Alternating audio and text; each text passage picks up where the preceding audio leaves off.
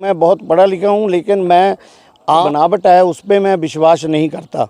जल्दी विश्वास करने वालों में से नहीं हूँ।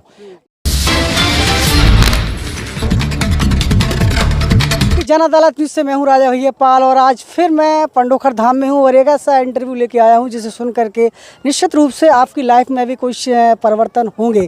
और आज जो मेरे साथ शख्सियत ऐसे जुड़ रही है वो एक न केवल एक भक्त हैं बल्कि जर्नलिस्ट भी हैं और एक गोल्ड मेडलिस्ट एडवोकेट भी हैं। तो सबसे पहले आपका परिचय जानना चाहेंगे। मैं राजेंद्र कुमार शर्मा पटियाला पंजाब से हूँ, एडवोकेट हूँ, वहाँ पे प्रैक्टिस करता हूँ मैं वहाँ पे। और इस पवित्र आश्रम के साथ मैं 1917-18 से जुड़ा हूँ। बीच में कोविड आने के कारण 2 साल मैं नहीं आ पाया और यहाँ मेरी बहुत श्रद्धा है। और अब फिर मैंने अर्जी 7 अप्रैल को 2022 को लगाई थी, जो अभी तक लंबित है, जिसके लिए और भक्तजनों के साथ मैं भी इंतज़ार में हूँ कि कब सौभाग्यशाली क्षण आए, परम पूज्य गुरुदेव अनंत विभूषित श्री गुरुशरण महाराज जी के दर्शन का हमें अवसर मिले और जो समस्याएं लेके आए हैं उसका कुछ दिशा निर्देश मार्गदर्शन उनसे प्राप्त हो। अच्छा शर्मा जी, आप जर्नलिस्ट भी हैं और एक सीनियर एडवोकेट भी हैं। यहाँ आप आए हैं तो आप इस धार्मिक स्थान को देखते हुए किस तरीके के आपने खोज निकाला है, क्या सच्चाई पाई है आपने? यहाँ मैं सभी जितने भी दर्शक होंगे, सभी भक्तजनों को मैं ये बताना चाहता हूँ कि मैंने पूरे हिंदुस्तान का 200 बार भ्रमण किया है और विदेश के भी मैंने 20-25 कंट्री जो हैं, यूरोप वगैरह सारे मैं घूमा हूँ। और यहाँ पे मेरे को बहुत विलक्षणता जो नज़र आई है, यहाँ पे ये एक सच्चा और बड़ा ऊंचा दरबार है और यहाँ पे बिल्कुल 100% सच्चाई है। परम पूज्य अनंत विभूषित श्री गुरुशरण महाराज जी में जो शक्ति उनको प्राप्त हुई है, उनकी भक्ति के कारण वो आम आपको हिंदुस्तान में बहुत कम दरबारों में देखने में मिलेगी।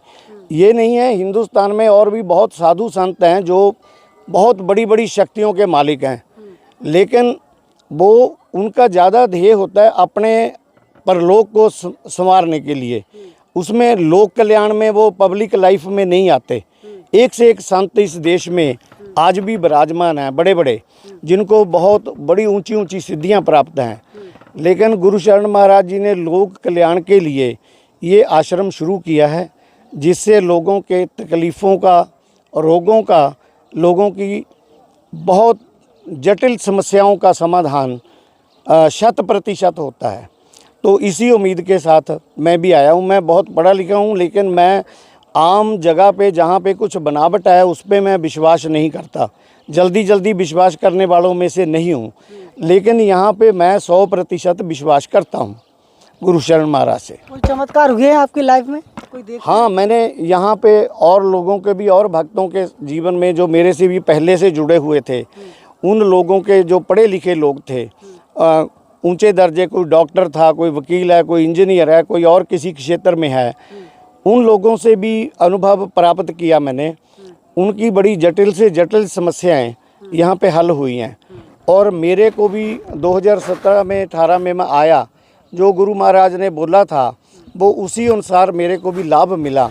तो इसी से सिद्ध होता है कि दोबारा मैं अर्जी लगाई है तो मेरे पहले कार्य होने के कारण मेरी श्रद्धा और ज़्यादा मजबूत हुई है। और यहाँ पे मैंने देखा है जो चल नहीं सकता, एक बच्चा 2-3 साल पहले आया था, वो 7-8 साल का बच्चा था, वो आवाज़ नहीं थी उसकी।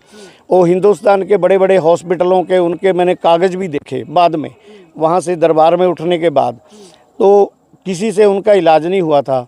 और उस दिन दरबार में मैं शामिल था और गुरुजी ने कुछ ऐसा किया, ऐसा चमत्कार हुआ कि वो बच्चा स्टेज पर ही बोलने लगा।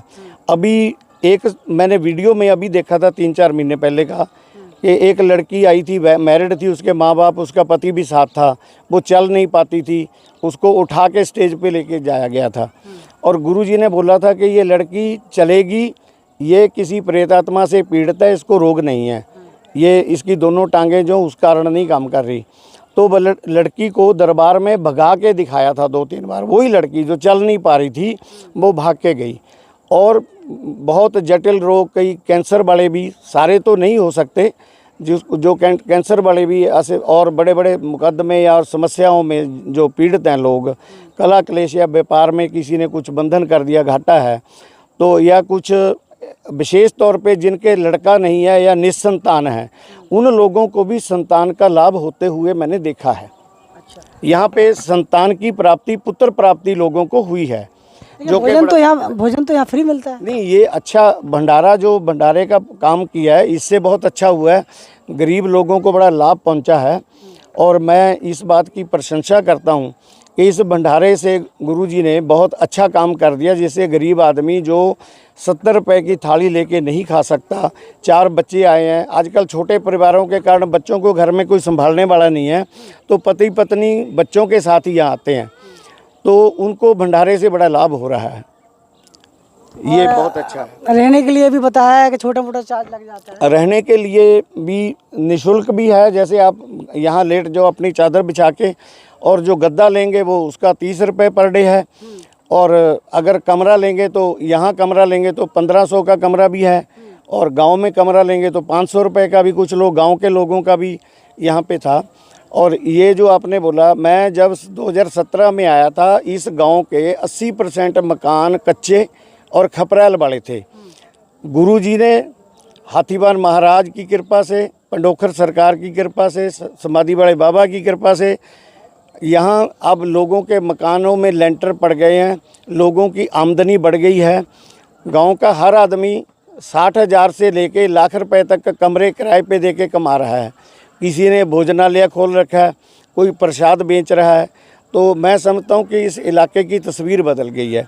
अब ये पूरा जंगल था, अब जंगल में मंगल हो गया। अब देख रहे हैं कि कितना शानदार पार्क बन गया, और भी निर्माण कार्य चालू हैं।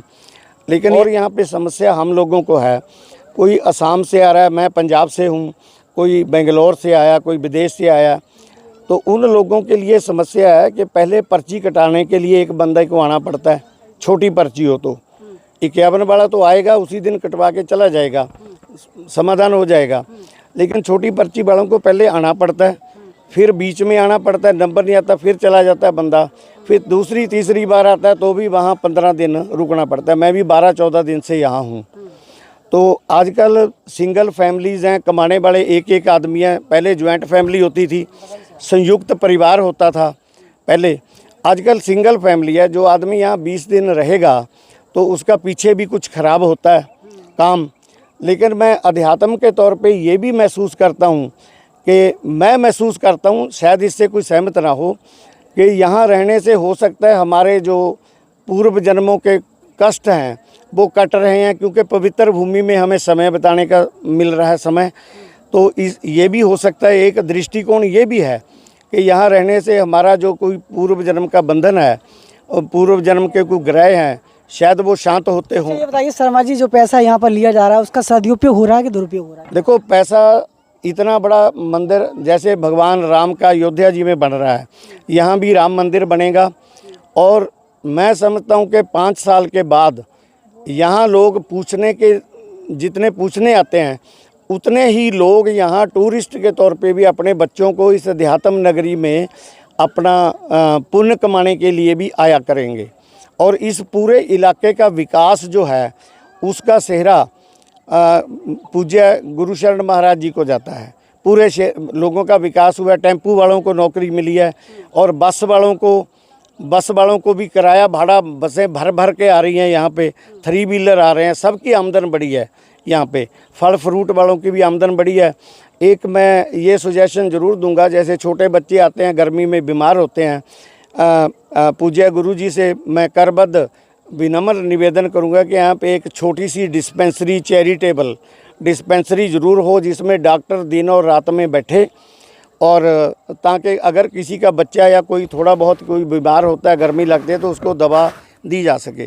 क्योंकि यहाँ पे बस अड्डे में गांव में कोई भी डॉक्टर नहीं है, एक आध झोला जाप डॉक्टर है, उससे कोई बात वैसी होती नहीं है।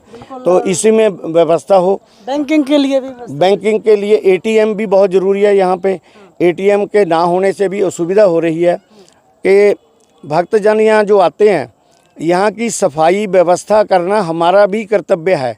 ये हमारा सबका धाम है। हम यहाँ पे जहाँ बैठे वहीं पे खैनी गुटका ना फैलाएं, बिस्कुट खाया पैकेट फेंक दिया, चाय पी कप फेंक दिया। तो जगह जगह डस्टबिन लगाए गए हैं धाम की तरफ से, तो डस्टबिन में ही डालें। मैं देखता हूँ कैंटीनों के पास भी एक, मैं गुरुजी से ये प्रार्थना करूँगा कि यहाँ पे गुटखा और ये तंबाकू का जो अंदर में बिकना ये बंद करवा दें। जिसको खाना है वो मतलब धाम के बाहर ही खा के आए, क्योंकि यहाँ जगह जगह थूकेंगे तो गंदगी होगी।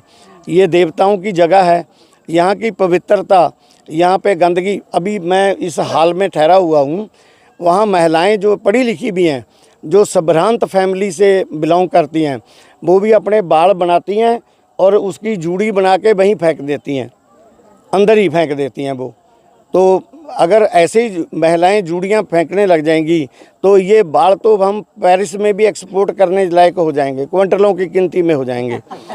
और बच्चों और गद्दे के ऊपर बच्चों को खाना खिलाएंगी, बिस्कुट फैला देंगी, तो उसमें फिर रात में कीड़े आते हैं। वो तो गंदगी तो हम लोग फैला रहे हैं ना, बाहर से जो आते हैं। हम गंदगी ना फैलाएं, हमारा भी यहाँ की पवित्रता बनी रहे। और भंडारा हो रहा है उसका तो प्रशंसा मुक्त कंठ से करता हूँ मैं। और मैं सारे भक्त जो भी देखेंगे, मैं कहूँगा कि जो भी कोई समस्या से पीड़ित है, इस धाम में आए। गुरु शरण महाराज जी की शक्ति असीम है, उनकी शक्ति के ऊपर कोई भी शक नहीं किया जा सकता।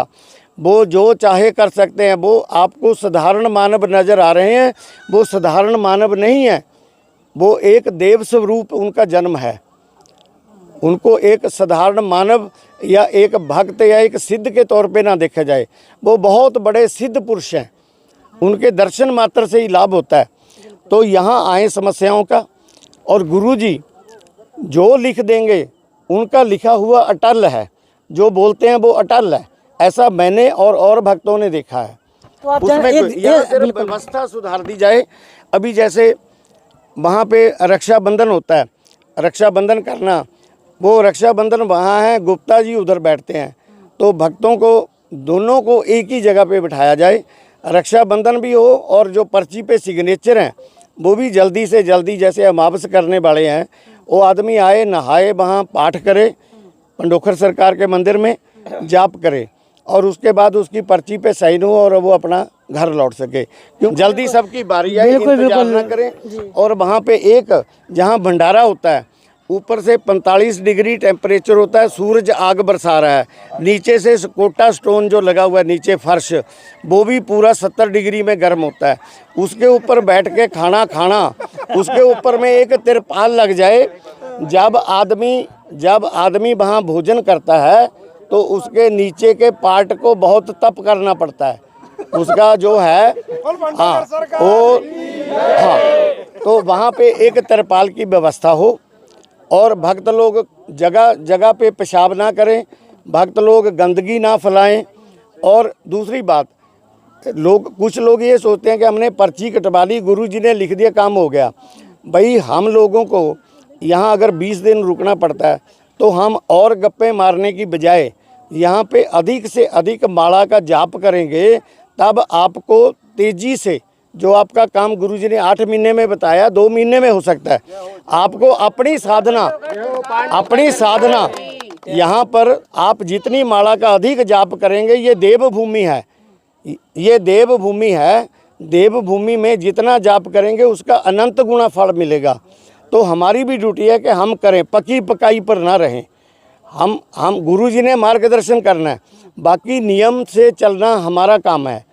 तो मैं सारे भक्तों से अपील करूंगा कि ये एक सच्चा दरबार है। मैंने पूरा एनालिसिस करने के बाद यहाँ का एक्सपीरियंस लिया 5-6 साल से।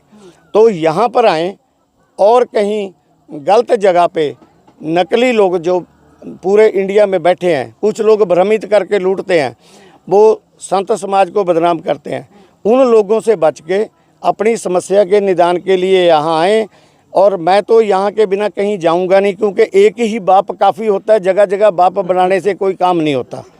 तो इस समय शर्मा जी एक अच्छे जर्नलिस्ट भी हैं और गोल्ड मेडलिस्ट एडवोकेट भी हैं। 10 में से कितने नंबर देना चाहिए? मैं सर यहाँ नंबर तो बहुत दूंगा। मैं गुरुजी से ये कहूँगा कि जो 51,000 की पर्ची और वो है कि पड़ा रहने दे मुझको भी किसी कोने में ऐ माली, मैं कांटा ही सही पैदा तो हुआ हूँ इसी गुलिस्तान में। ठीक है ना? तो सर मंदिर बनेगा, मंदिर तो गुरु शरण महाराज लगे हैं। और भगवान सुनो, जो भगवान त्रिलोकीनाथ पूरी ब्रह्मांड के मकान बनवाते हैं, क्या भगवान अपना मंदिर नहीं बनवाएंगे? यहाँ तो ऐसा भव्य मंदिर बनेगा 5 साल के बाद, लोगों का ये एक पर्यटन क्षेत्र होगा और पूरे हिंदुस्तान के सुंदर स्थानों में से एक स्थान हो जाएगा। बहुत बहुत धन्यवाद आपका। नमस्कार। Evergreen colours India private limited, रंग है तो जीवन है। Stay home, stay safe.